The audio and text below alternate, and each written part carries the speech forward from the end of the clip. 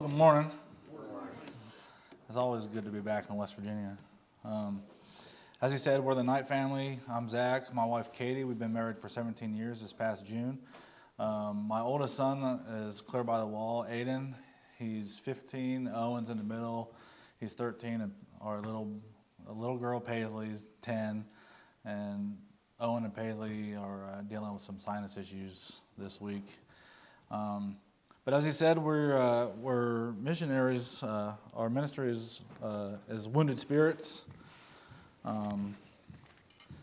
and it primarily started focusing on military families when it first started. But now with recent studies, and everyone knows someone that suffers from post-traumatic stress. Recent studies say that 1 out of every 5 people suffer from it. So that's 20% of the population today.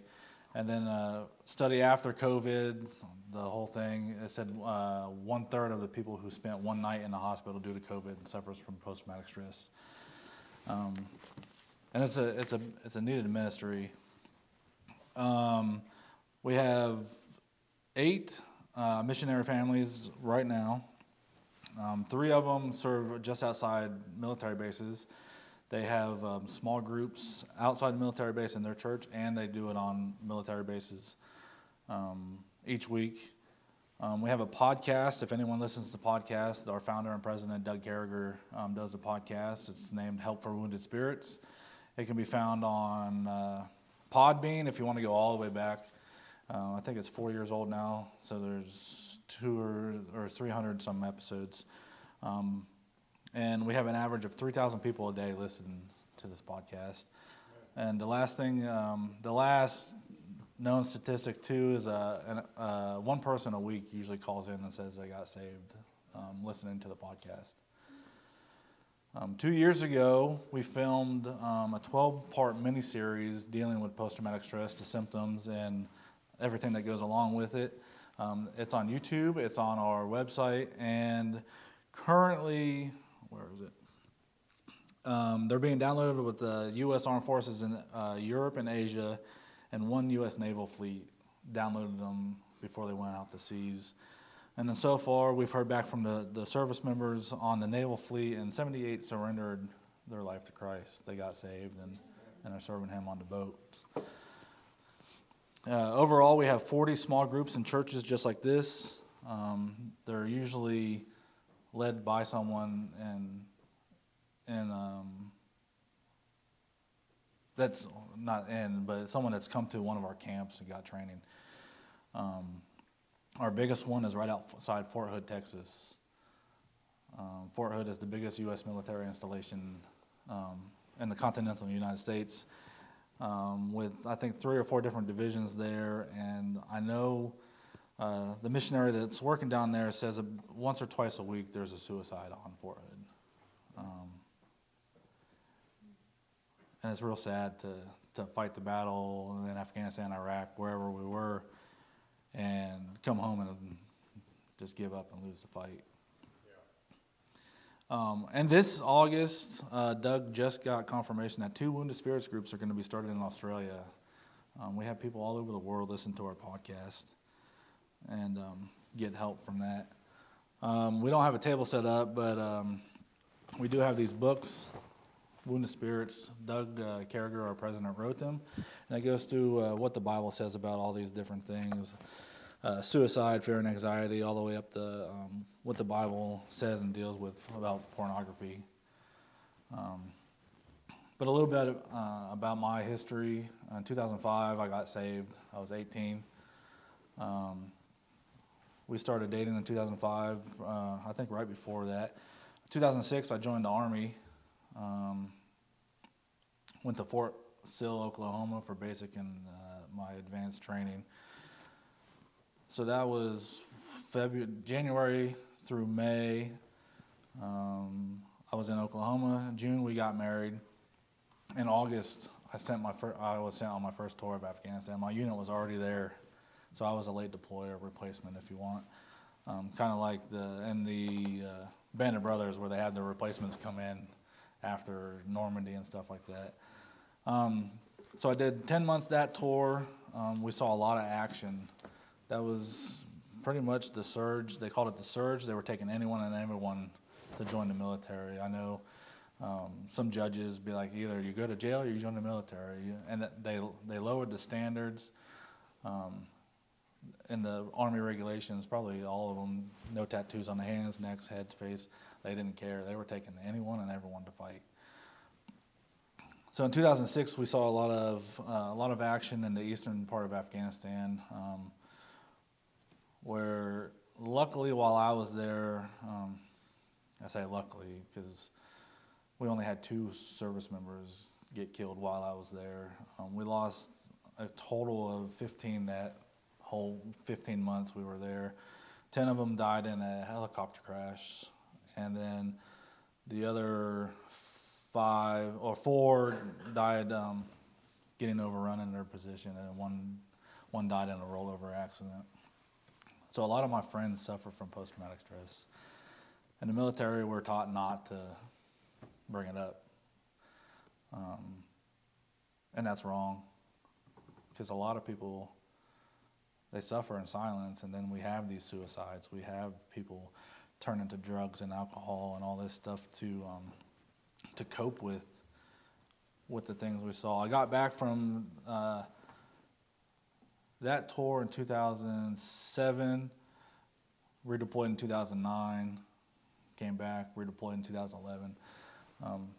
I was stationed at Fort Drum, New York, 10th Mountain Division. We were the most deployed division during the war on terrorism. It was a cycle. You deployed for a year, you come home and train for a year or so, and then you deploy again. The motto up there is America's best kept secret, and that's because we're never there. There's no one up there. So fast forward to 2014, I get discharged from the Army. I've had 4 knee surgeries, so I couldn't do the ruck marches, PT, or anything like that anymore. So I decided to be a truck driver. Not a good thing to be when you have PTSD and you don't deal with it well. You're alone all the time, and you're out 6 days a week. It wasn't good. Finally got a job where I was home. I had a short fuse. A lot of service members have a short fuse, especially, I don't know. I was saved, but I wasn't walking with the Lord. And so the kids would be loud, and I'd tell them to be quiet, or, just a really, really short fuse. And then one day I finally broke. I think I yelled at one of the kids at church in front of everyone, and that was my bottom. So I finally gave it to the Lord. I said, Lord, I need help. Help me with this. And slowly he did. We got a new pastor who came in and started discipleship training with the church members. We didn't have that at our own church. I mean, they were glad you got saved, and then life went on as normal. So then he came in, we got discipleship training. We started getting active in the church. We took over our church's bus ministry, where we went and picked up kids in the neighborhood. We actually took over from another missionary family that are serving in the UK right now. And so that's where it really started. I started getting the love of Christ for those who were in need. We took the kids to church camp the first year, and that's where God called me to be in the ministry. I saw those kids that come from nothing. We went to Mount Salem, just down the road, and they were going down that water slide with the biggest smiles on their faces, and they were having the time of their life, and we were learning about Jesus and all that.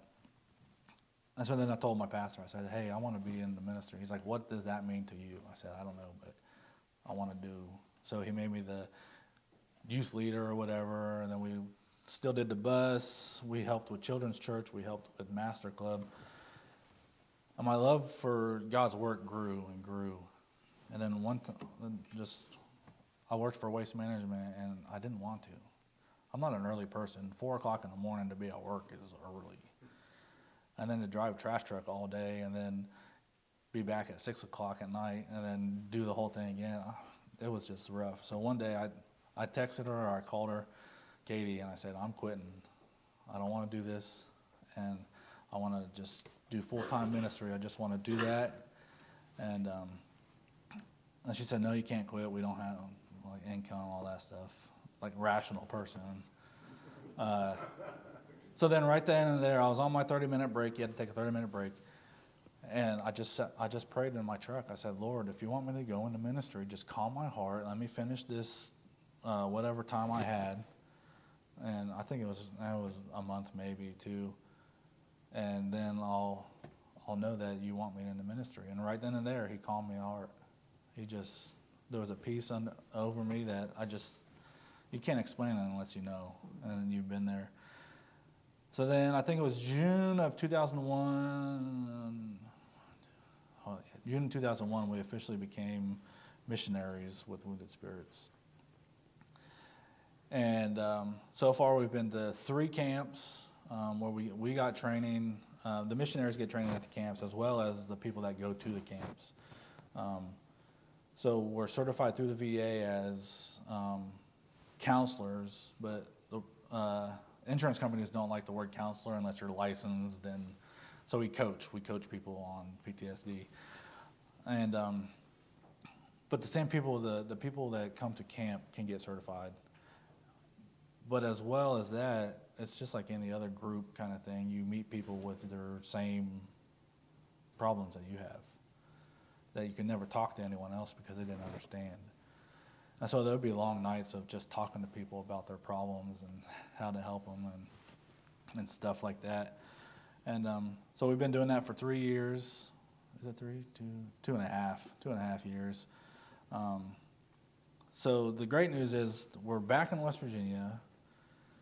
I'm going to start college this fall for digital communications, digital marketing, to help with our podcast and our video series. We're going to be doing more video series. Within the next 2 to 3 years, we're going to have our own retreat camp down in South Carolina, where we're hoping to have 100 people come in to get long-term counseling for their post-traumatic stress. It'll be like a camp, but it'll be long-term. We'll have apartments there for singles and families, because if you have a family, it just doesn't affect that one person. It affects everyone. And so some kids might need counseling. And we see a lot of children that have post-traumatic stress by the way they're brought up. And around here, I know some of our bus kids, the way they were brought up, there's no doubt that they're gonna deal with some of these symptoms and stuff. But within the next 2 years, we'll be in South Carolina running that camp along with some other missionaries, and producing our podcast there, and producing video series and updates and stuff there. But we have books. We just ask for a donation, and it really helped me going through it. And then I also help other people going through it too. Like, you can be like, hey, read this in the Bible, read this, or just give them the book. And if you take notes in it, sometimes notes help me from other people. Be like, oh, I didn't understand, I didn't read it like that. But so that's our ministry in a nutshell. We do have a camp coming up September 11th through the 14th, I think, or 15th, in Camp Joy, Wisconsin. I know it's a long drive from here, but if anyone knows someone that could benefit from it, we have a flyer, I think, in our bag out back. It's a week-long camp. You sing hymns, just fellowship, learn about PTSD and how to deal with it, and meet great people that suffer too. Like I said, 20% of the population. So just walking down the street, you're bound to find someone that has some sort of issue with post-traumatic stress.